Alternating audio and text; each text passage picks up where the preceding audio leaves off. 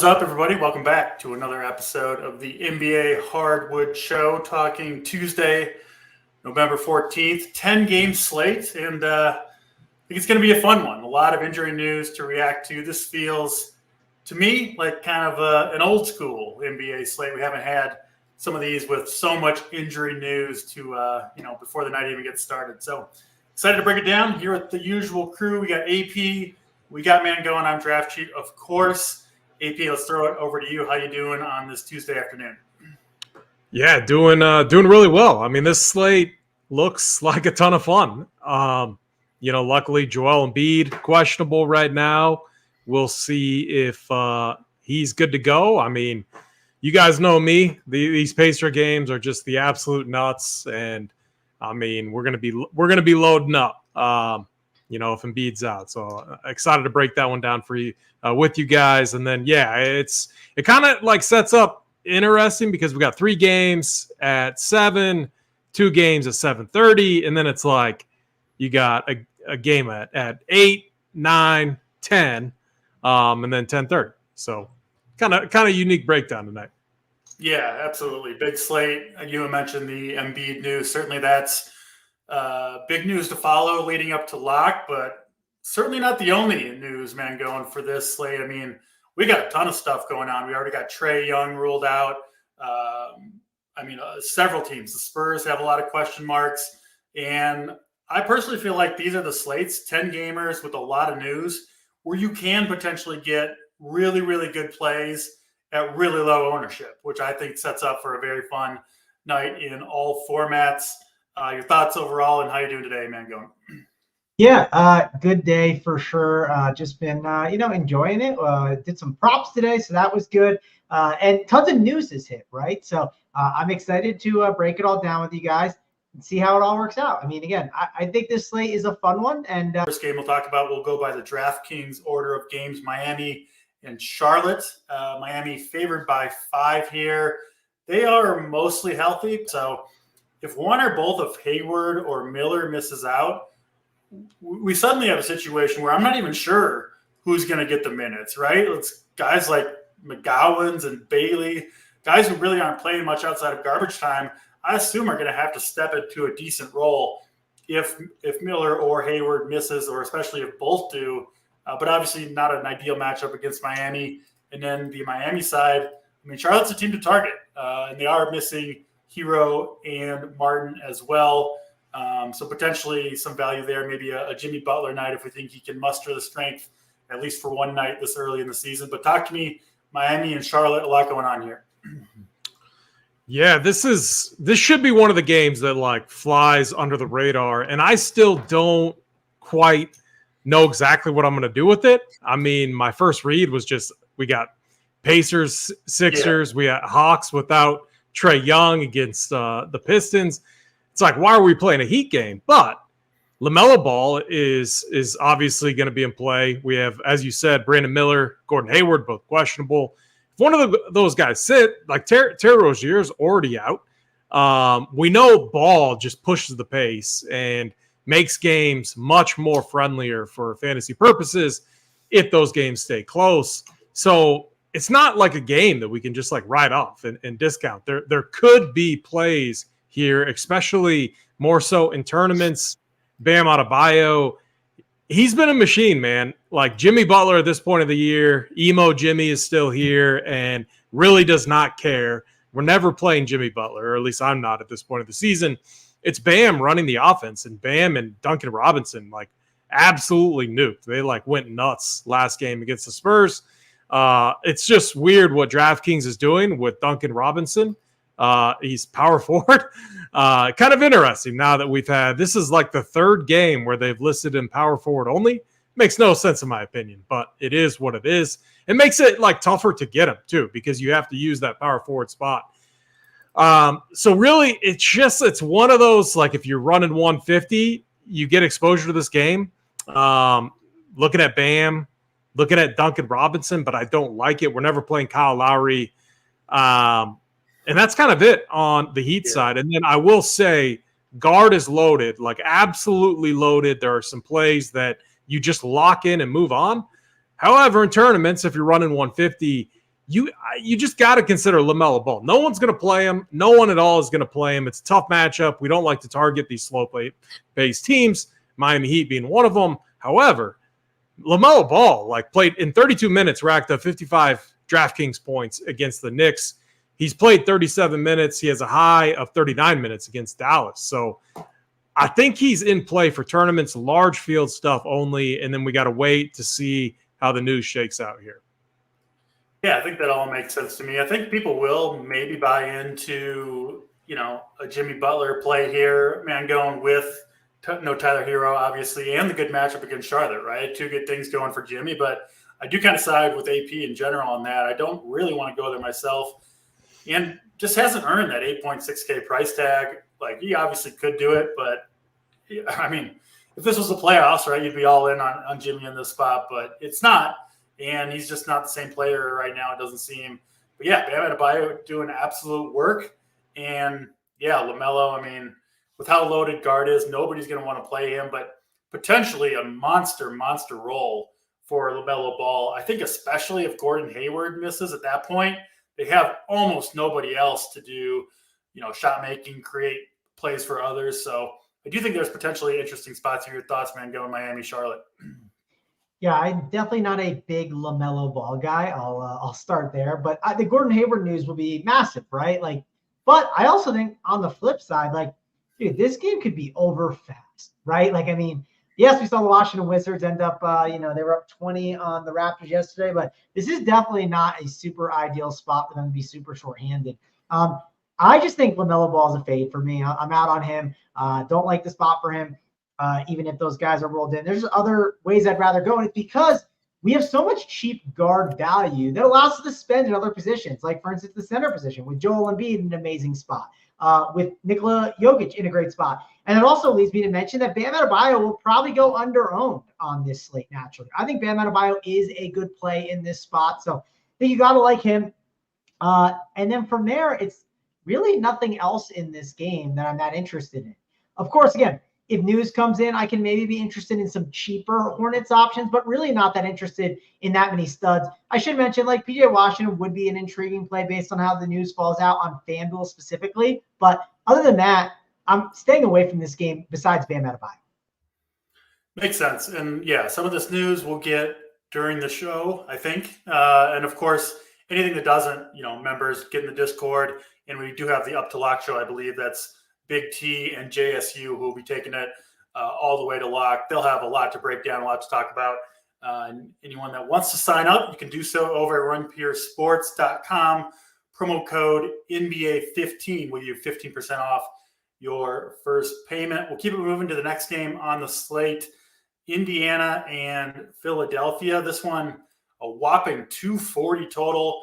Philly currently favored by 4.5, which I think indicates that Joel Embiid is likely to play. He's questionable. That's certainly the biggest overall piece of news that we're waiting on.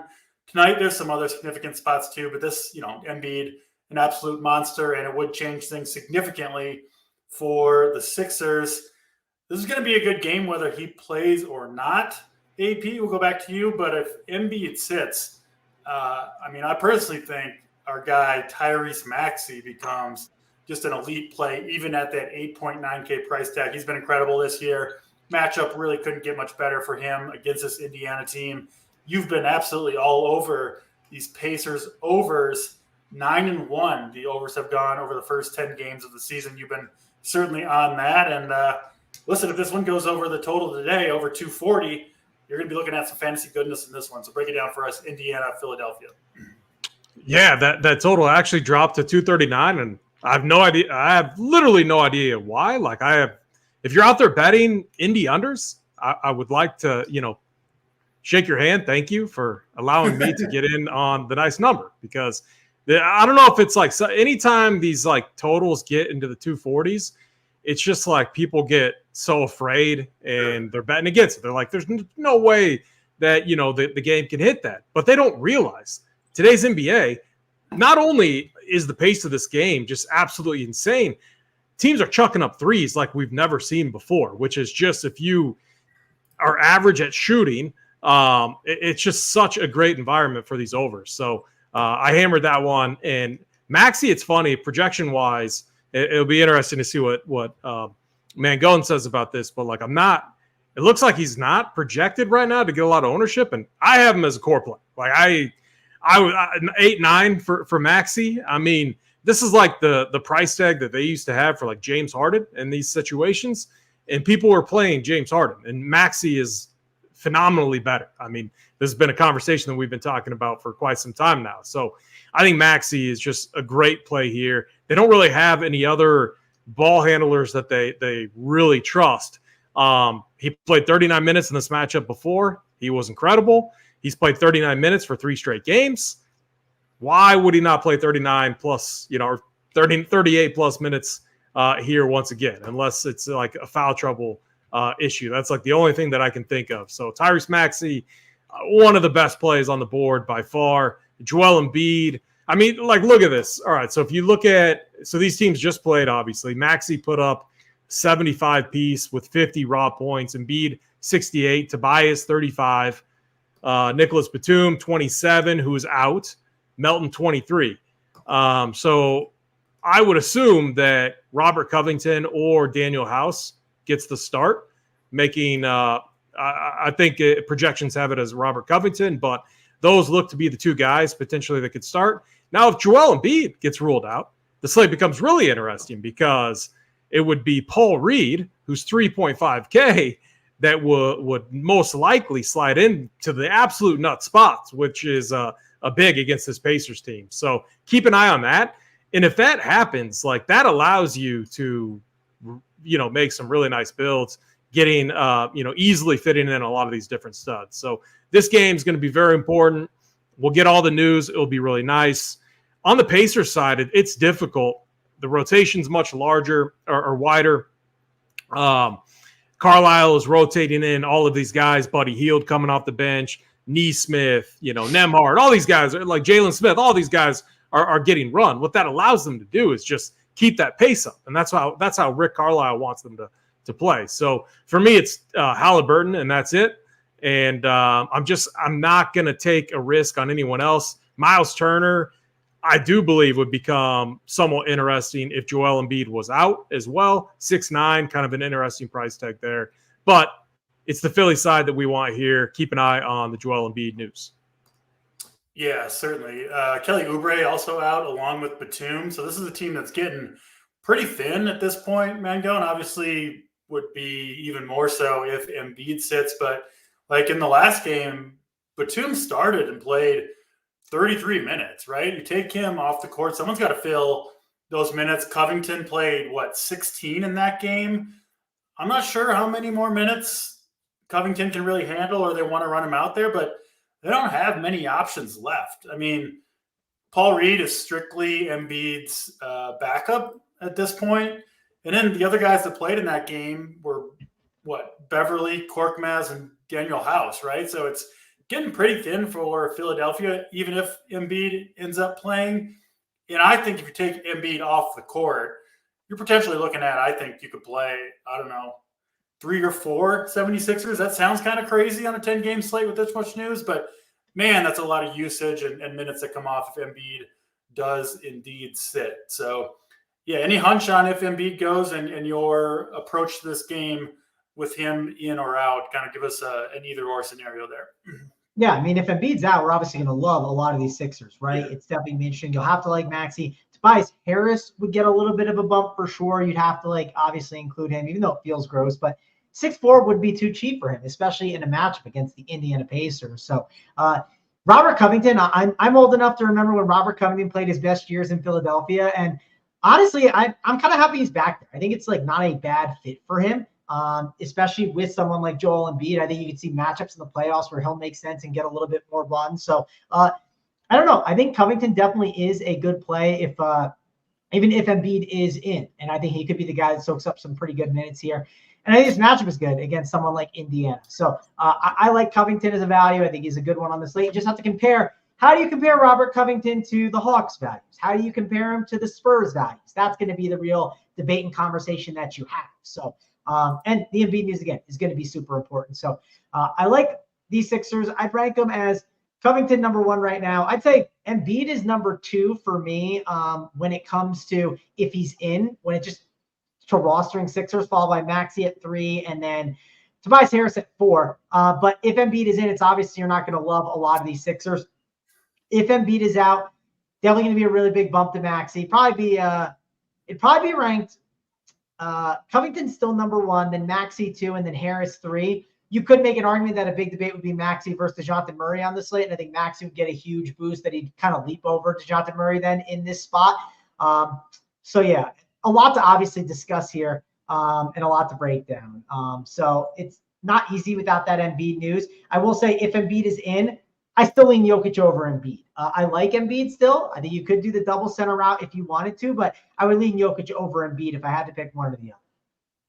Yeah, I think that's fair. I do expect, obviously, huge games from both of them. And Embiid, I don't think he's missed a game yet this year, and I don't think this is a new injury. So I do think the most likely thing is he does end up playing. AP, just you're on Maxey either way, right? Even if Embiid is in there, do you think Maxey could play tonight?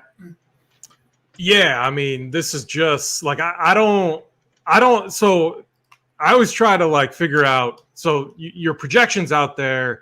I'm looking at it. Even ours, I think, are light on them. They're looking at the industry average right around what 44, 43, 44 to 45. Yeah, I don't think it. Yeah. What's that? So here's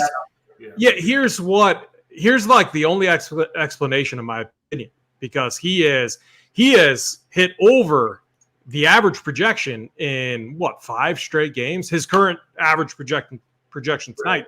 And I think it's a minutes issue. Like, I don't think people are projecting enough minutes, even though he's played 39 3 straight games, 31 against the Wizards. But outside of that, 40 against Toronto twice, 40 against Milwaukee. This guy's going to play almost the entire game. Like, he's literally averaging more fantasy points than what our current projection is on him. It makes no sense. Like, I have him bumped up much higher than that. So it's just I'm different. I get aggressive with projections. That's not everyone's style. But if I'm very confident on a spot, that's how I prefer to play. And I'm very confident on Maxey and the absolute nut spot against the Pacers tonight. AP, to be fair to your point, which I think is beneficial for you, is when I was looking at some of the prop numbers, especially Maxey's points, like I noticed that there were leans on unders, and I was like, I'm not doing that. Like, I'm not interested in that, especially with the Embiid news waiting, right? That would be a disaster. So, and your point is, the sportsbooks are super sharp at stuff, right? So it's like they are also leaning that this guy's, projection should be a little bit higher. And I mean, I don't know. I definitely like to follow numbers at times, but I like to use my brain a little bit too. So that was one I definitely stayed away from because I'm kind of in agreement. Maxey is in a pretty good spot as a contrarian tournament play and could be in a smash spot if the news hits right. So, yeah. But I don't even get like how, like, I think like LaMelo Ball is going to be like 1% owned. That would be like the galaxy brain, like contrarian tournament play. Like, I'm failing to understand why like Maxey in this smash spot who's crushed like 5 games in a row. Like, I don't get why that is the contrarian play. That's like my one argument.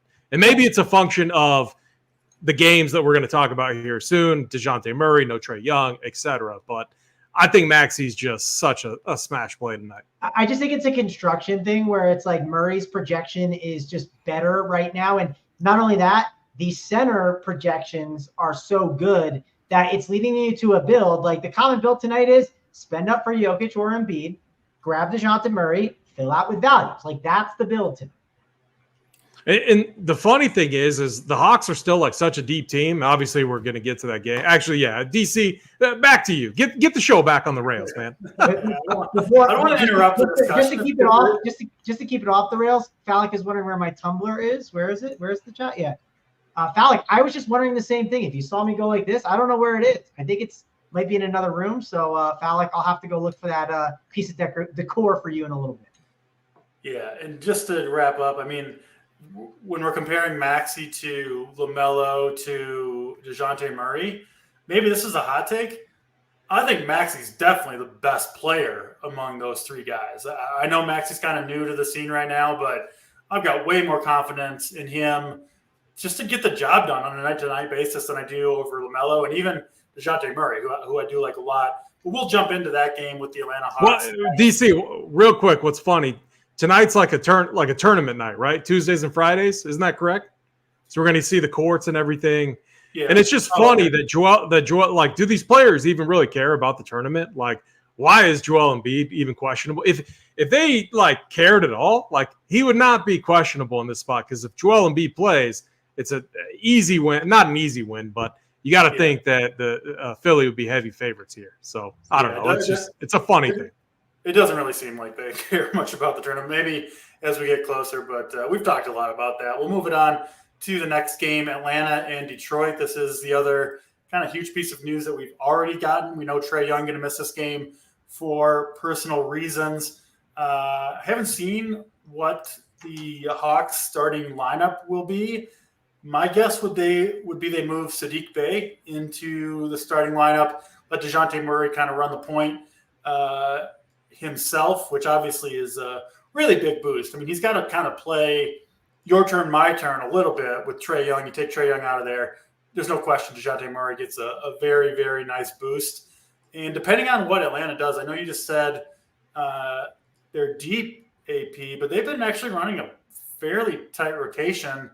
And yeah, I mean, I think that would continue. It's kind of just the four guys, Bogdanovich, Hunter, Johnson, and then Bey would, I think, make up the vast majority of the 2, 3, and 4 minutes. I think that's what's going to happen unless they kind of throw a monkey wrench into the starting lineup. And then you've got Capella and Okongwu, who split the 48 center minutes kind of just based on who's ever playing better on that particular night. So I think this Atlanta team is very interesting. Obviously, the matchup against Detroit, pretty good. Favored by 4.5 here, 225 total. We'll start with you again, AP. Talk to me about the Atlanta Hawks and the Detroit Pistons. Yeah, one thing that I always do with this Atlanta Hawks team is I have that group rule, where I say a max of, typically it's one of these wings, Bogdanovich, Hunter, Jalen Johnson, and Saddiq Bey. I could open that up to 2 tonight, but I'm not 100% sure if I want to. I do want to see what the starting lineup is. I think they could go Bogdan, Hunter, Jalen, or like you said, Bey, Hunter. I think it'll Jalen. be one of Bogdan or Saddiq Bey. I just don't really see. Yeah, it's definitely one of those two, because Hunter and Jalen Johnson, you would think would start here, and then it gets a little thinner. Like AJ Griffin, we've seen kind of in the past. We haven't seen much of him lately, but yeah, this is a really nice spot. I mean, DeJounte Murray, we saw this last year. Anytime Trae Young's out, obviously gets a huge bump usage, fantasy point per minute. And he's actually been playing really well right now. 40 DK points or more in like 6 of his last 7 games. And that's playing alongside Trae Young. And he put up a 61 piece against Minnesota. Really, really nice spot. DeJounte Murray should be a core piece that you build around. The other reason, too, why I just think it's one of those, like, I'm going to have 3 main lineups tonight, and I'll probably have them in all 3. I just lock them in and move on. And one other reason why I'm doing that is you can play them at the point guard or shooting guard position. Yeah. It just frees up a lot that you can do versus, Maxey. I guess the one hit against him is he's point guard only. So a slight hit there, even though I think he's going to crush anyway. So for me, on the Hawks side, it's DeJounte Murray plus one of, Bogdan, Hunter, Jalen Johnson, or Saddiq Bey. And then I'm always sticking with that rule, Capella or Okongwu. I do think Okongwu is a fine value, but again, he's only center eligible. And so do we want to prioritize a centerpiece around a value who comes off, the bench? And I'm not 100% sure what I want to do with that yet. On the Pistons side, obviously, Jalen Duren out, slides Marvin Bagley, our favorite guy, right in there in the starting lineup. Marvin Bagley's been kind of a disaster. I'm not falling for the Marvin Bagley bullshit again. He's 5K. It's easier. If anything, like what I would do is I would play Isaiah Stewart, Beef Stew, a guy that they trust, and then it's if the game, if you think the game stays close, Pistons are at home. No one's going to play him, but like Cade Cunningham, Killian Hayes, this is where you could get different in tournaments, in my opinion. I'm not as high on those guys, but in a back and forth type of environment, the Atlanta Hawks, the one thing that they do is they allow so many transition buckets. So if this game can get out there and if both teams can start running, I know the Pistons, not a team that likes to run, except for when Alec Burks gets into the game. He does push it in transition a little bit more. It could be a game that is somewhat viable for fantasy purposes. I would have liked it a little better. Trae Young, we love attacking him, not a good defender, a guy that we can attack. So you got to think that defensively, this Hawks team might be a little bit better, but if Bogdan gets a start and gets more run, I don't know. He's not the best defender either. So Hawks side, you got to play a few of these guys. Pistons side, more so in tournaments. Yeah, the Pistons do have they got a couple players back, right? Jaden Ivey and Alec Burks, who have missed some time recently, back in the rotation, which I think kind of takes most of the appeal to me, Mangone, off of a guy like Sasser, Hayes. Cunningham at 8K, I still think could do his thing. And then I think the front court for Detroit's a little bit interesting. Not Bagley and Wiseman, but we could see minutes for Isaiah Stewart at the 5. It does also push up Asir Thompson to get more minutes at the 4, who's played really well, kind of quietly, I think, for the Pistons. Has looked very, very good. The minutes have been there almost every night. And this is one where, I think you could potentially go to a little game stack here. I think there's a lot of good plays on both sides. Obviously, the Atlanta side looks better, led by DeJounte Murray. But, for a modest total, I think this game certainly has some appeal. Mostly GPP appeal, I think, outside of DeJounte Murray. Your thoughts here, Mangone?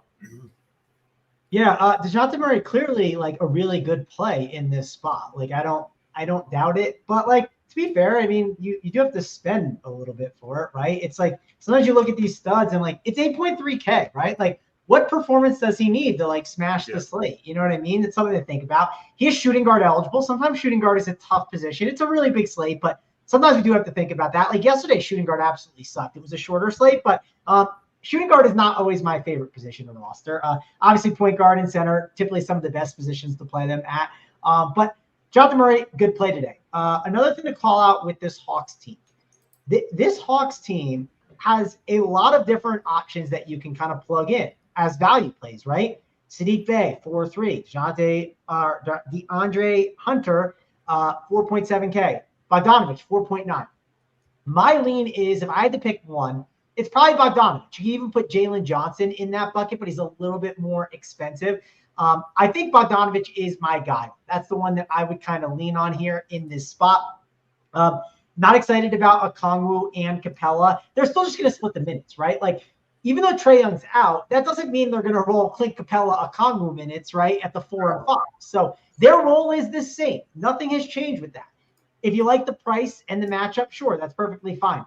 You can make a case for Okongwu is not the worst idea at 4 or 5, but that's, again, same role. My lean, though, if I had to rank them, my ranking would probably be Bogdanovich 1, Hunter 2, Bey 3, and then Jalen Johnson 4. And that's like more of a point per dollar ranking. Yes, I think Jalen Johnson raw point wise is better than those other options I mentioned, but we're talking point per dollar. And you might have enough value where you're just able to go grab a Jalen Johnson. So, and another big debate you're going to have is, do you like the Hawks or do you like the Spurs, right? Which values do you prefer? My lean would be Hawks values over Spurs values naturally without knowing the information on the Spurs, right? That could change if we gain information before 7 o'clock, but I really think that's kind of where I'm out on that. Someone said Miller and Hayward are out. Yeah, they're both out.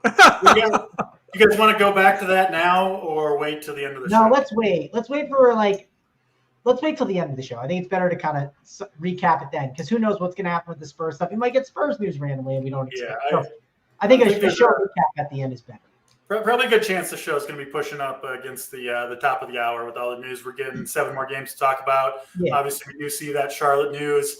We obviously will address it, but we'll do that later on. We'll move now. Some less interesting games, I think, led by Orlando and Brooklyn. Lowest total on the slate in this one, 217.5. Brooklyn, small favorite, 2.5-point favorites. We do have some news on both sides of the ball. Cam Thomas out. We know huge role, obviously, for Brooklyn.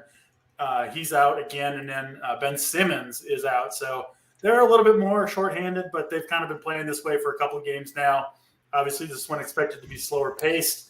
On the Orlando side, we have Markelle Fultz and Gary Harris both out. Wendell Carter, who's missed the last, I think, 5 or 6 games, he's out as well. So I do think this is one of the least interesting games on the slate for DFS purposes, but still, I mean, you could make the case for some of these guys, at least AP, at least if you're playing a bunch of lineups. Your thoughts, Orlando and Brooklyn. Yeah, I mean, the total here is telling 218 and a half. I just, man, this is not a slate where these are like the play. Like I saw Jalen Suggs kind of popping a little bit. No, I'm not doing that. I'm not messing around with this rotation. I know Cole Anthony hasn't played as much recently, but we could see him come back for sure. So this is going to be a game that, honestly, I would be surprised if I have any piece of it at all. Most likely the one I'm just unchecking because we have so many other really good spots and moving on. Yeah, maybe famous last words, but I just don't see the upside for Suggs. Like 30 points at 5.9K, just not going to get the job done on this slate. You just need a lot more than that, I think, from pretty much every position, especially if you're that expensive. Mangone, any hot takes, any sneaky plays for us, Orlando, Brooklyn? No real sneaky hot takes here. This one's definitely tough. I think you could make a case like Cameron Johnson's price at 5.4K just feels too cheap, right? I mean, it's just naturally for the role that he's in, I think it feels too cheap, and I wouldn't hate it. We talked about a lot of forwards like the Spurs and Hawks options. Like Cam Johnson will be a little bit contrarian. He feels like one of those guys that if we didn't have a lot of news on this slate, DC, people would be going, well, Cam Johnson 5.4 is a cheap price tag. We should like him, right? But we have so much news that people aren't. So I think he's a good tournament play. Other than that, I think I'm kind of out on this game. It seems hard to get to the Magic. The roles have changed a bit. And I'm just struggling to really get there. I do have a Mikal Bridges under on, I think, 24.5 points in this game. So I think this game plays slow and ugly. I think that's a good one. So if you want to make a bet on that, there you go. All right, that's Orlando and Brooklyn. We'll keep it moving to the next one. Before we do, a reminder, hit the like button. It does help us bring you these shows, 5-6 days a week, completely free of charge. All we ask is the like, the subscribe. We're climbing toward 500 people watching this show. I think I kind of like the 1-to-2 ratio. So we'll go for 250 likes to get the plays of the day at the end of the show. All right, next game coming up. Another game with a very, very high total, sitting around 238, 239. Spurs at OKC. Another game with pretty significant injury news, at least on the Spurs side. We already have one of their point guards, Trey Jones, ruled out, and Keldon Johnson, another high usage guy for the San Antonio Spurs. He's out. And then Jeremy Sochan is questionable. He's the guy that actually usually starts at point guard for the Spurs. So, yeah, news all over the place. Spurs kind of hard to trust in general, but, yeah, I think, AP, if you take Jeremy Sochan out of the equation, you've got to kind of consider these guys. One guy I'm looking at, maybe not on a ton of people's radars yet, Malachi Branham, who I think would be the starting point guard for the Spurs if Sochan is ruled out. We'll throw it to you, AP. We do got some more news rolling in. That's going to be a theme on this show. But talk to us, San Antonio and OKC. Yeah, so, heavy favorites here on the Thunder side. Massive total. I still like the overs in this game. Yeah, the Thunder, they do have a good defensive piece in Lou Dort. Devin Vassell, I think, most likely going to be the guy that gets the Lou Dort treatment, which makes me not like him as much. But if Jeremy Sochan plays, Branham, I mean, the way to attack the Thunder is through the power forward and through mobile bigs. This sets up to be a pretty interesting Victor Wembanyama against Chet Holmgren spot. And Wembanyama, if he gets good minutes here, 8.6, man, if this game stays close, it has to be due to Wemby absolutely putting up a big number. This is a guy, I know our guy Big T's been talking about it a lot. this is a guy that absolutely has the ability to break a slate when you think about steals, blocks, upside, points, everything. And if the game stays close, you got to think it's due to Wemby having a monster game. So I think he's going to absolutely get lost in the mix.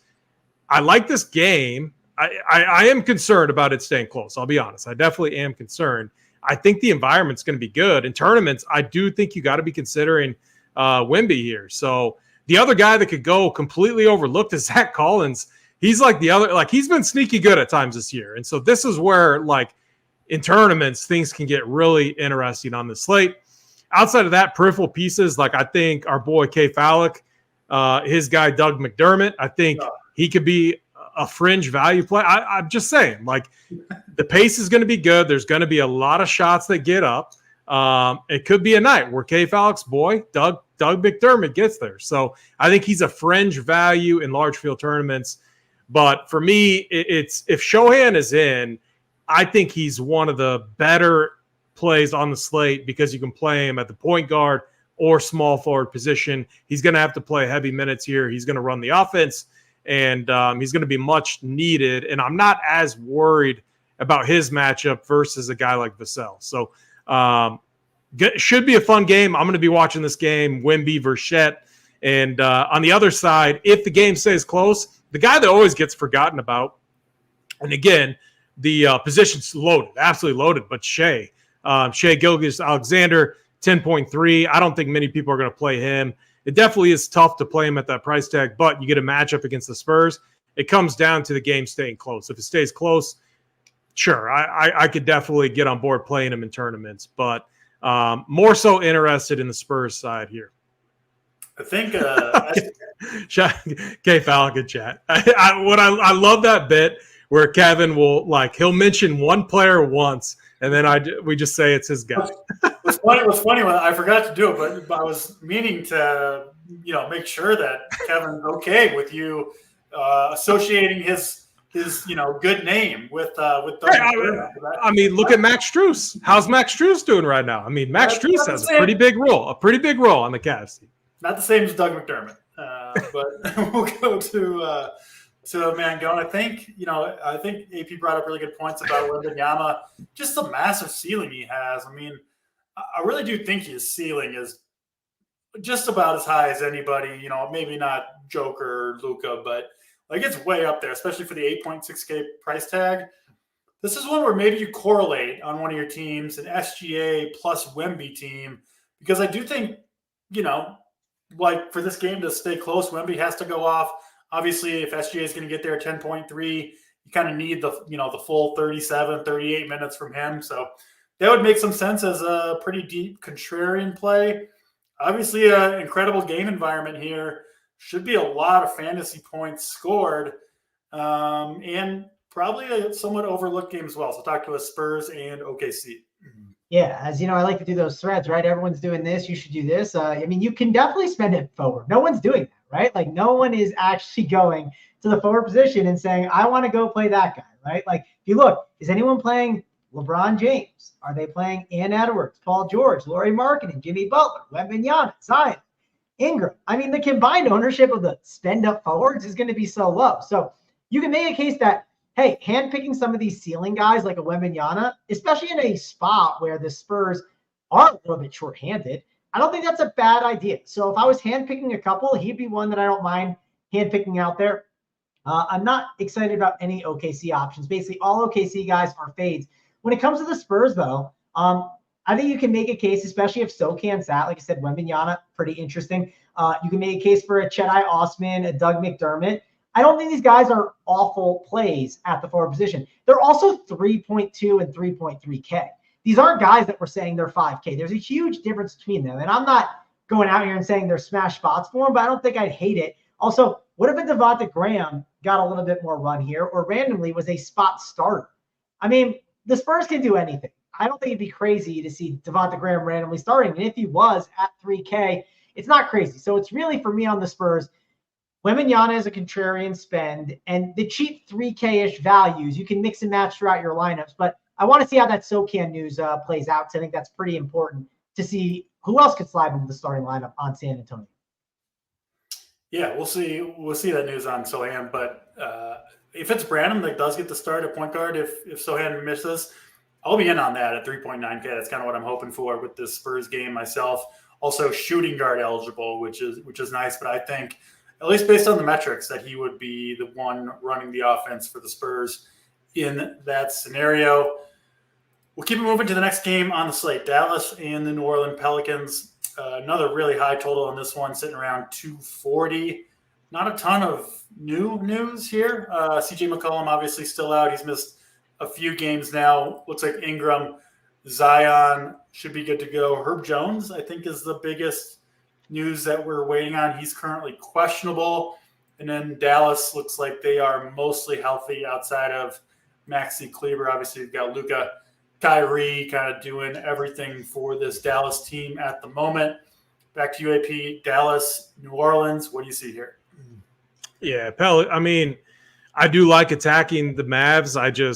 This Pelicans team, Jordan Hawkins, the price is up now.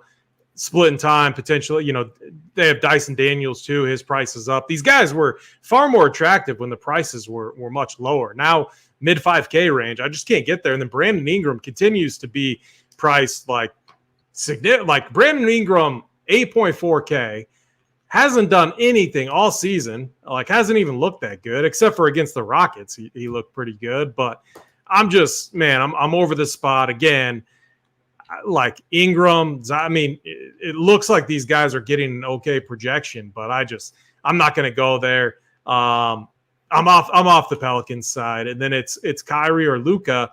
I will say one thing: sometimes in these slates where things happen, and I'm looking at the Hornets situation, even though it's a tougher matchup, Philly, the Hawks, and I'm talking about these value plays. Don't forget about certain builds where you could easily potentially pair like a Luka Doncic with Nikola Jokic. And I feel like when all of these mid-tier-ish type plays or upper mid-tier plays become really elite via, projections and grading out that way, we forget about the studs sometimes. So I wouldn't forget about Luka on this slate. I know Kyrie tore this team up on Sunday while everyone was watching football. Might be Luka's turn, 11.8 price tag. Pretty nice there. So that's what I'm looking at. Not too excited about anyone else on the Mavericks outside of Luka and Kyrie in tournaments. Yeah, I'll second that. This game, despite the high total, I don't see a ton of value here DFS wise. Mangone, what do you see? Dallas, New Orleans. Yeah, Dallas, New Orleans is tough. I will say that you could make a little bit of a case on FanDuel for some of these guys. Like Zion was one I've noticed. He just always pops on FanDuel, and he's not the worst play at power forward. You're just mainly doing it for the ceiling. Understand though, it's the floor is not great with someone like Zion. Other than that, it's really hard to get to this game. Luka's just too expensive. Sure, we're spending money on Jokic, but I think Jokic is just like a way better play, and based on how the value shakes out, it just makes way more sense. So we could just say it's a fade. All right, that's Dallas, New Orleans. We'll move to the next game, this one at 9 Eastern time, the only game that starts at 9 Eastern. Portland and Utah, another pretty high total here, 231.5. Utah favored by 6.5. Portland just decimated by injuries already on the young season. Obviously lost Simons, then it was Scoot Henderson that went down, and then it was Malcolm Brogdon. So is that their three top point guards already out for a while here? We saw Skyler Mays step into big roles 2 games in a row, performed really well in those games despite some modest shooting numbers, 11 and 12 assists. They really just have nobody to run the offense other than Mays. He's been pretty impressive in that role for such a young player. And then Shaedon Sharpe, kind of their primary scorer, playing massive minutes, hasn't played fewer than 40 minutes in 5 straight games, 42, 40, 41, 46, and 42 minutes for Shaedon Sharpe. Now, he hasn't paid off really his current 7.9K price tag, but, primary scorer at 40-plus minutes, you got to at least take a look there. beyond that, I mean, these guys just seem a little priced up to me, AP. You got Jeremy Grant all the way up at 7,500. I don't think I can do that. DeAndre Ayton at 7K. I'm not sure how much his role really changes with all these guys out anyway. So, yeah, I don't know. Portland, I'm a little gun shy on the 6.7K Skylar Mays price tag myself. But talk to us about Portland and then obviously Utah on the other side as well. Yeah, I mean, we should probably make me and Mangone go and try to pronounce a lot of the names, especially on the bench. I mean, we got Jamari Booyah, who actually, it's funny. I was watching the game because I had the Blazers side and money line against the Lakers the other night with no LeBron, and they rotate in, Duop Reed, I think is the name, and then Jamari Booyah, as I call them. They actually look good. They actually looked they were a ton of fun to watch, and they were balling out. Reed took, this dude was chucking threes. I think he took 8 3-point shots. And so if there was ever a chance to where DeAndre Ayton got into foul trouble and this guy saw some run or got ruled out, remember that name because he will absolutely crush. I mean, he was a motor out there. So, yeah, Skylar May, my one worry here is we did see their rotation open up a little bit. And it's not like these guys are cheap. Shaedon Sharp's been almost 8K for a while now. Yeah, he's playing 40 minutes a game, but he's not really justifying that price tag. Jeremy Grant, this guy's going to play a ton of minutes too. I think he would be the one that I would go to. But you really need that ceiling game like what we saw against the Kings. So he definitely has bust potential at this price. Kind of a tough spot here. I'm sure I'll get some Skylar Mays. I'm probably not going to get to Sharp. And then on the Jazz side, Jordan Clarkson, 6.5 looks to be a pretty attractive play. I continue to be under on John Collins. If K Fallon, all right, so this is truly his guy. If he's on Lauri Markkanen, I will play him. But Lauri Markkanen's been that hit or miss guy. I do like this matchup though for him. I like the overs in this game, but I don't trust the rotations here. So there's just a lot, the rotations and the prices. It's not like this Blazers team is now cheap across the board. All these guys, the price tags are up. So I do think there is some risk with this situation. Yeah, that all makes sense to me. Just with the price tags up, right? They obviously become less appealing plays. The guy I was actually. Thank you, Nasty G. Thank you, Nasty G. That's how it's pronounced. Booyah. That's how it's pronounced. You gotta like the name at the very least. I was actually digging into him a little bit earlier today because they don't have anybody else, right? If something happens to Skylar Mays, whether that's foul trouble, DC in the $15 MME, I'm playing a couple of these guys in a few contests just for fun. If I donate, I donate. But they were fun to watch, and this is the perfect matchup to run a wild build like that. I feel like if Mays comes out of this game for whatever reason, I feel really confident it's going to be Booyah that comes in and is the point guard. He's 3.3K. I think he could get there with foul trouble, with Mays playing badly, via a blowout, injury. There's some paths for Booyah to get to 25, 30 minutes because I think he has to be out there every minute that Mays isn't. And listen, it's not like Mays is some heralded guy either, right? Things could go wrong for him. He could play 20, 24 minutes, and then Booyah steps in there. Obviously, a deep tournament play, Mangone is Booyah, but I do think he's a little bit interesting at 3,300. Maybe a Hail Mary type play if your night doesn't start off super well, something like that. Talk to us though, Portland and Utah.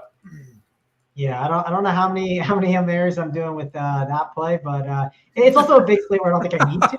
I'll say that. But hey, I've seen crazier win, right? I think there was a night we had a huge slate. It was a 12 gamer, right? And everyone was there's so many good plays. And I think one of the guys who won had a combined ownership of 20%. So some crazy shit's been happening lately in the NBA. I'll at least say that. So that I'll be getting there on him as a play. But Portland has some plays that we have to at least consider a little bit. And the one thing that's tough with Portland is for one, Jeremy Grant is in a really good role, and 7.5K feels disgusting of a price tag to pay. But matchup against Utah is hard to argue. So Jeremy Grant, FanDuel, DraftKings, I think he's in the conversation today. Shade on Sharp at 7.9. Gosh, 7.9 feels too expensive. I'd rather go Jeremy Grant if I had to pick one, so that's kind of my lean there. Skylar Mays at 6.7. His role is too good to completely ignore, so I will be interested in that. But I do understand that the floor could be a little bad there, so I'm a little torn on that. As we kind of keep going down the list, like Utah, I struggle to pay for Lauri Markkanen at 8.7.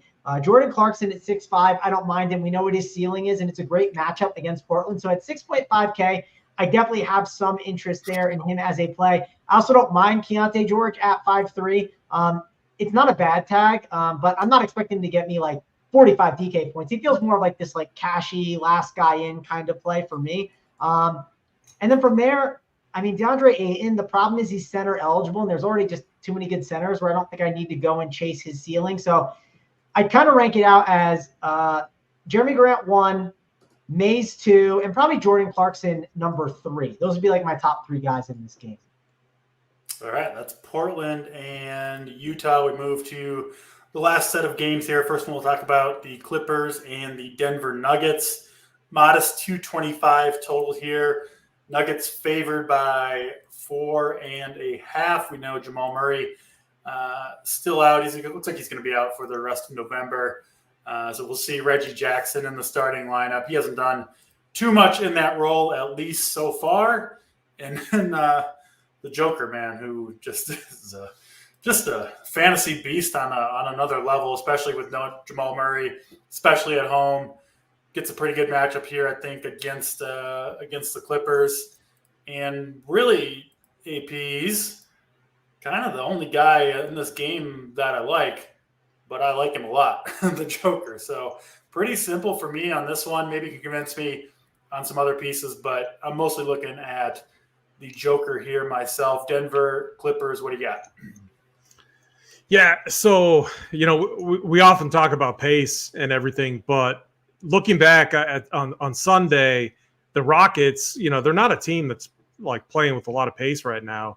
Jokic like absolutely broke that slate with like an 85 piece, and not many people play on Sundays.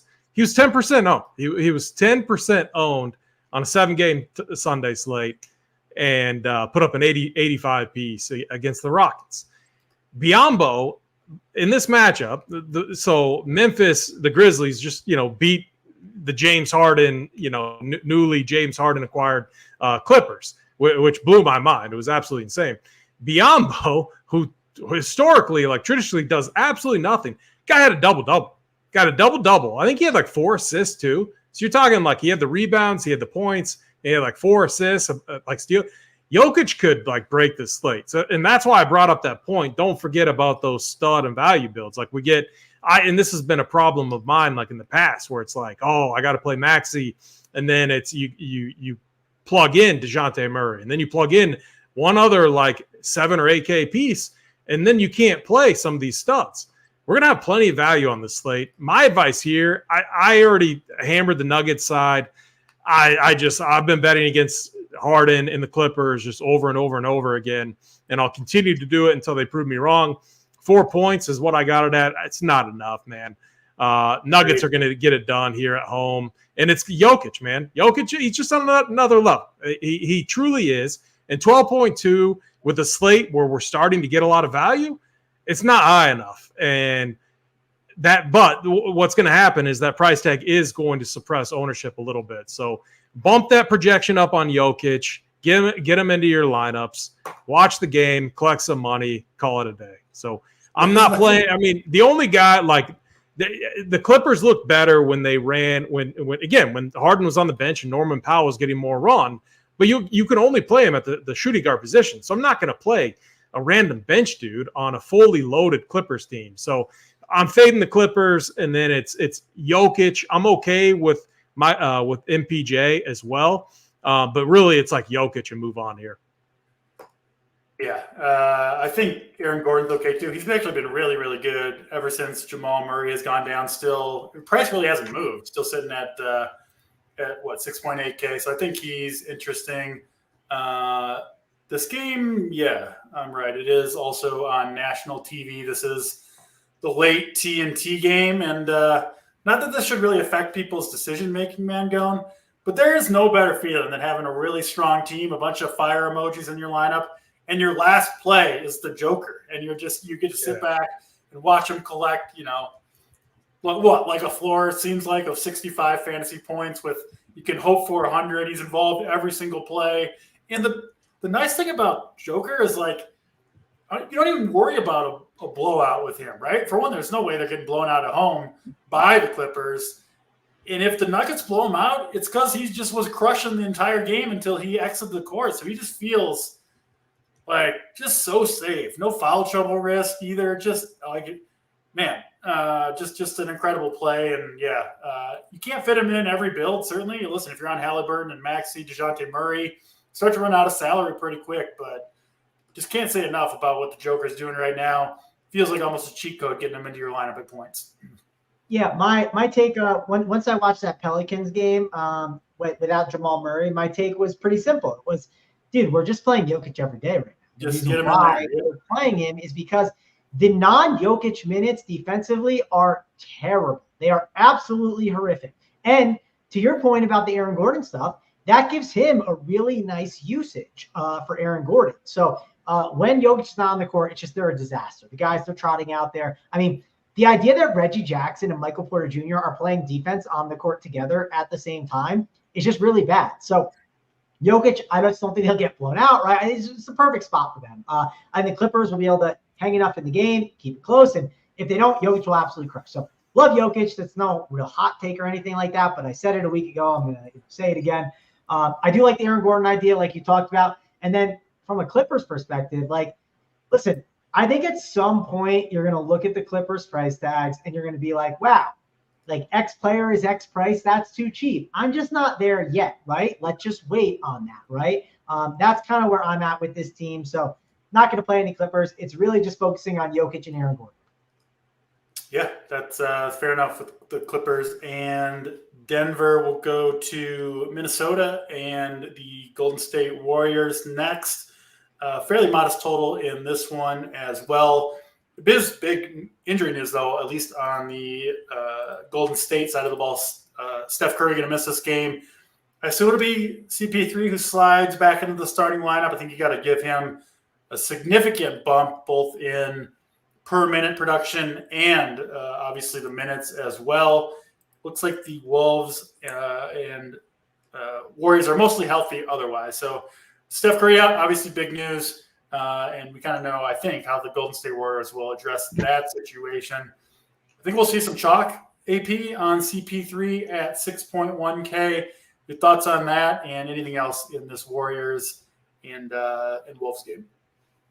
Yeah, I don't hate it. Assuming Chris Paul, like we all think he's going to start, I think it's a safe assumption to make. Yeah. It just allows him now to kind of run his offense. You got to be careful here with the rotation because CP3, Draymond, and Looney all on the court at the same time, really, like, it's pretty easy to match up with these guys. If you're the Timberwolves, already a very elite defensive team. Yeah. I really think that, like, Dario Saric, now he's 4'8", so, like, fantasy-wise, really, really tough play, but maybe you just catch that random nuke game in, like, MME formats.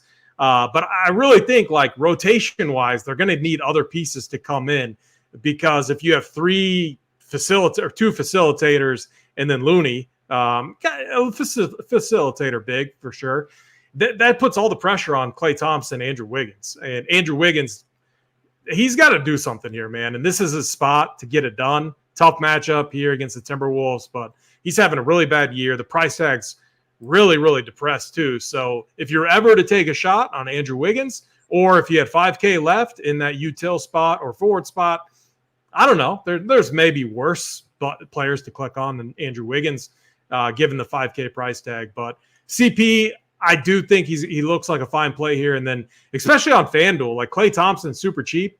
The opportunity is going to be there. He's going to have to chuck. Like no one on this team has done anything outside of, like, scoring wise, outside of Curry. So really tough spot for Kerr, Steve Kerr, the Warriors coach. And it's going to be interesting to see what he does on this with this rotation against a really good Timberwolves team. And the Wolves wise, I mean, man, a lot of mouths to feed. Karl Anthony Towns, the price tag's fine. He just went off against this team. He could definitely do it again, but I'm not as excited about the Timberwolves side. Yeah, tough spot for the Warriors here, I think, Mangone. I mean, Minnesota kind of built to stop this iteration of the Warriors lineup, right? You've got Towns and Gobert to match up with the two bigs in Draymond and Looney, like neither of whom can shoot. So you can kind of pack the paint against those guys. CP3, like the pace, I think, is kind of gone from Golden State when you get CP3 in there instead of Steph Curry. And we've also talked about the Wolves with the best half-court defense by a large margin in the NBA so far. Now, I think there's some noise behind that number, but they've been playing awesome. They've got all their players ready to go. These two teams just played.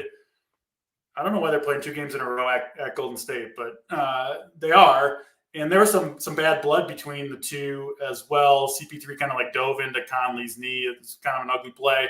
I don't know. I think the Wolves are just a fired up team right now, and they're going to be fired up to try to beat the Warriors back-to-back games.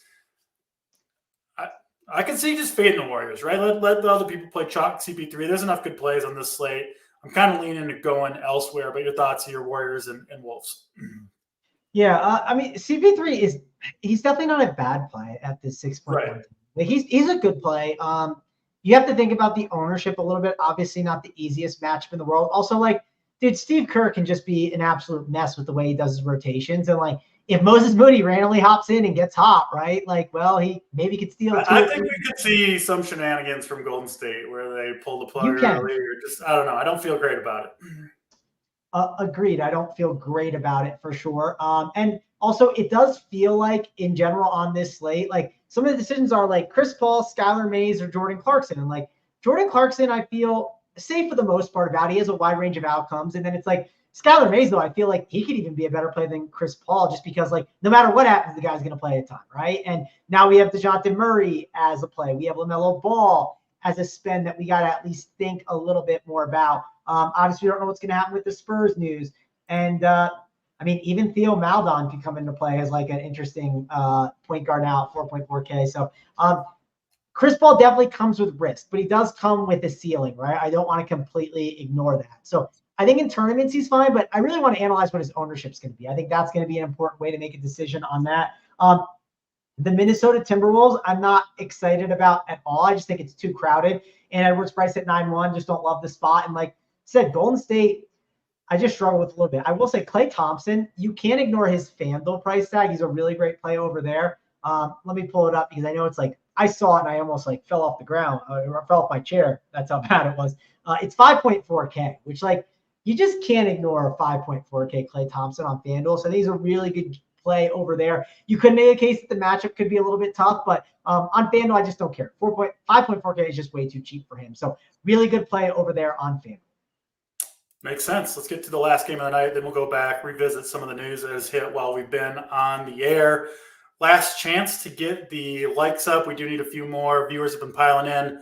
Get those likes up. We'll get the plays of the day to wrap up the show.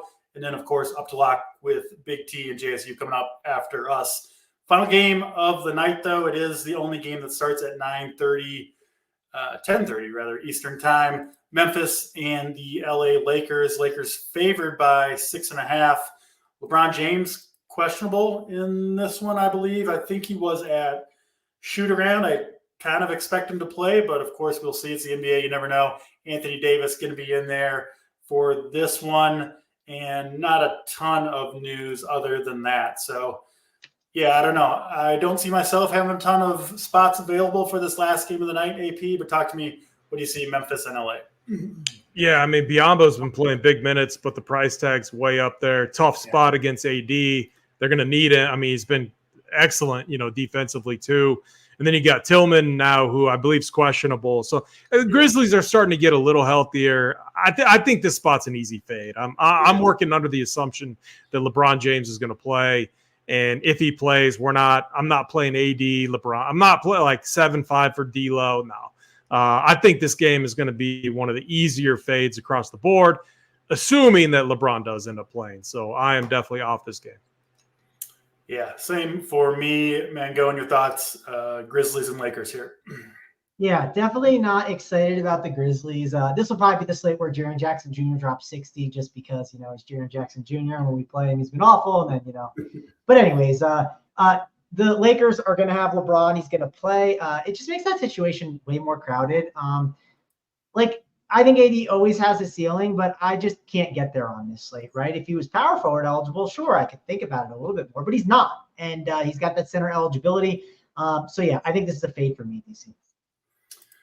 All right, that's all 10 games. We will go back and revisit Charlotte because we did get the news that both Gordon Hayward and Brandon Miller will miss this game. The Hornets already were missing Terry Rozier. Book Knight was already out. So they are extremely thin in the backcourt.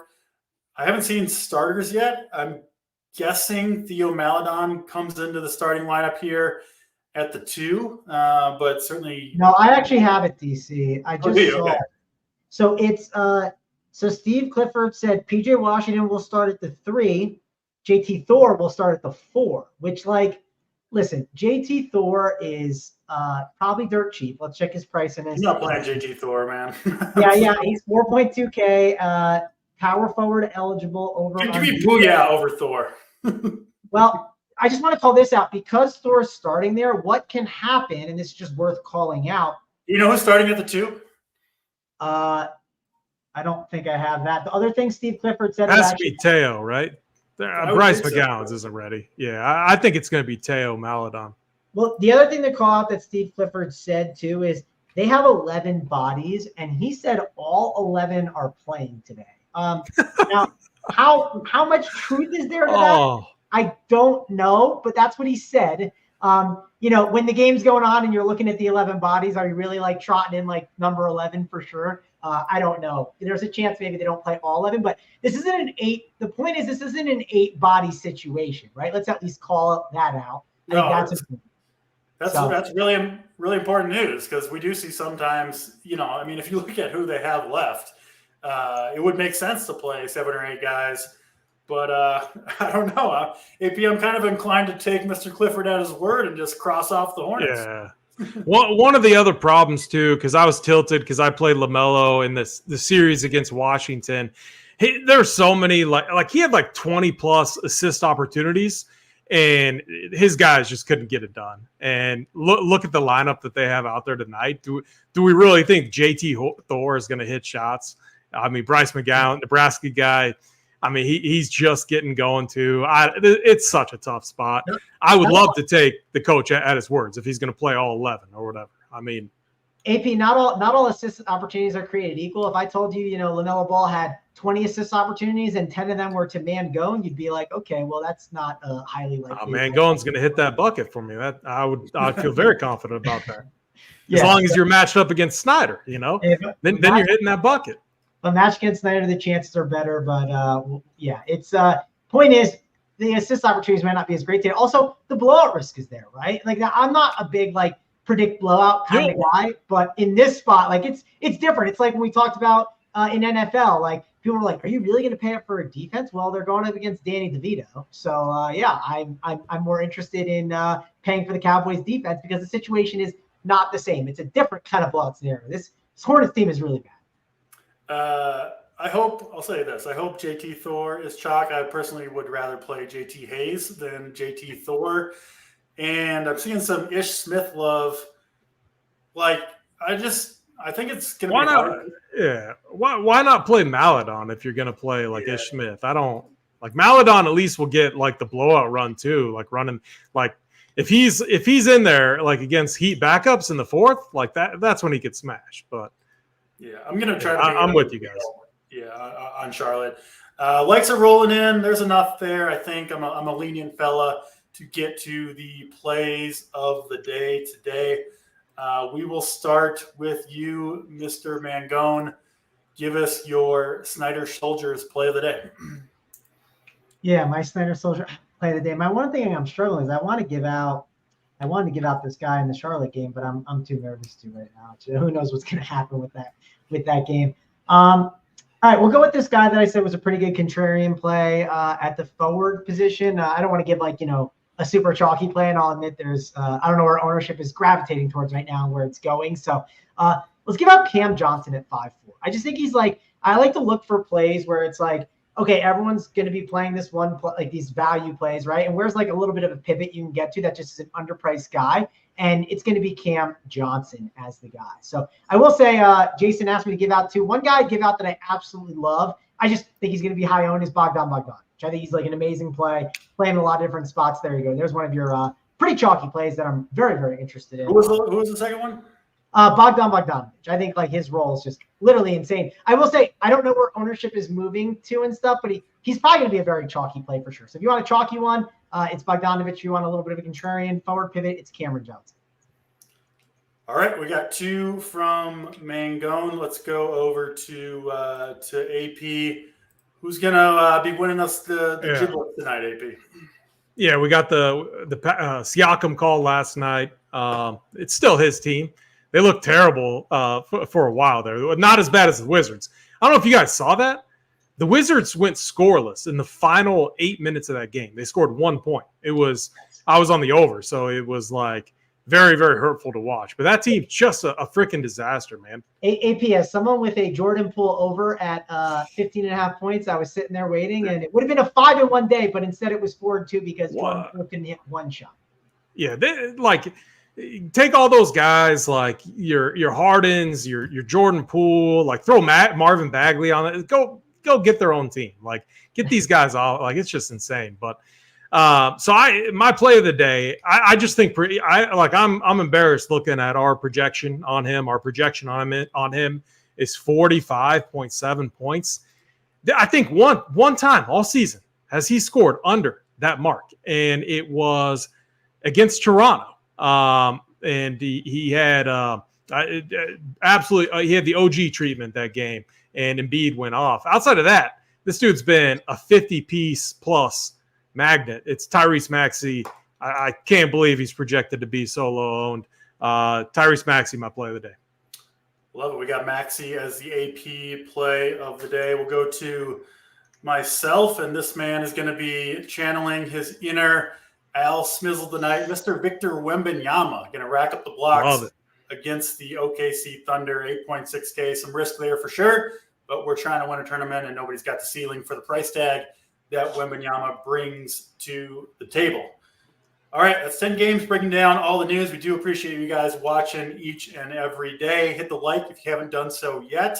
Members, of course, will be in the Discord breaking down these games as we get more news, and JSU Big T coming up next on Up to Lock to bring the winners. So get over to runpuresports.com, promo code RPS15 for 15% off your first payment. I'm DC for AP. For Mangone, we are out of here.